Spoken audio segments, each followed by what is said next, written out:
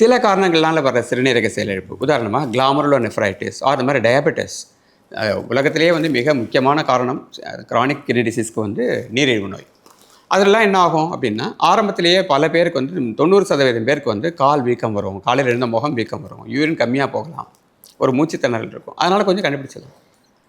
ஆனால் இதுவே இன்னொரு விதமான கிரானிக் கிட்னி டிசீஸ்லாம் வந்து சிறுநீரகத்தின் அளவு கடைசி வரைக்கும் குறையாது, கால் வீக்கம் வராமல் போகலாம், பிபி அதிகமாக போகலாம், முகம் வீங்காமல் போகலாம். அது அவங்களுக்கு வெறும் சட்டில் சிம்டம்ஸாக இருக்கும். ஒரு ஃபெட்டிக், கொஞ்சம் சோர்வு, லேசாக பசி கம்மியாக இருக்குது, அந்த மாதிரி மட்டுமே இருக்கலாம்.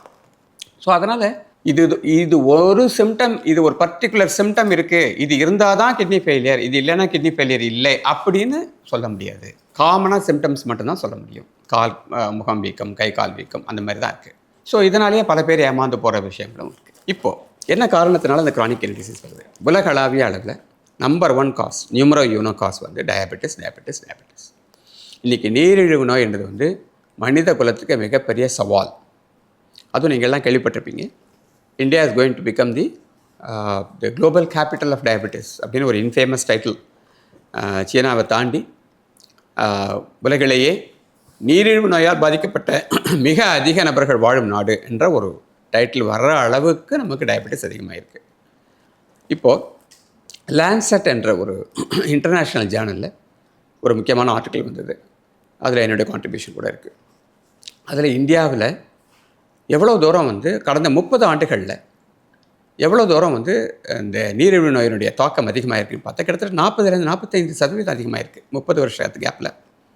அது மட்டும் இல்லாமல் இந்தியாவில் மொத்த நாட்டிலையுமே வந்து டயபெட்டிஸ் அதிகமாக இருந்தால் கூட குறிப்பிட்ட சில மாநிலங்கள், முக்கியமாக தமிழ்நாடும் கேரளாவும் இதர மாநிலங்களை காட்டிலும் இங்கு டயபெட்டிஸ் என்ற ப்ராப்ளம் அதிகமாகிட்டே இருக்குது. இதுதான் முக்கியமான காரணம்.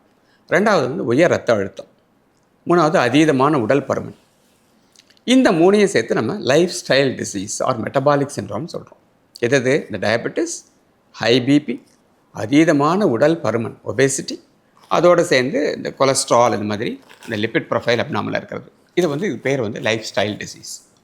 ஏன் லைஃப் ஸ்டைல் டிசீஸ்னால் என்ன அர்த்தம் அப்படின்னா, இது வந்து வாழ்வியல் சார்ந்த மாறுபட்ட வாழ்வியலால் நாம் படுற கஷ்டம். இது அப்படி என்ன மாறிப்போச்சு 30 வருஷத்தில் அப்படின்னு கேட்டிங்கன்னா, இது வந்து நான் இன்னும் கூட சொல்லுவேன், ஒரு கிரிட்டிக்கல் அனாலிசிஸ். இது வளர்ச்சிக்கு நாம் கொடுக்கும் விலை.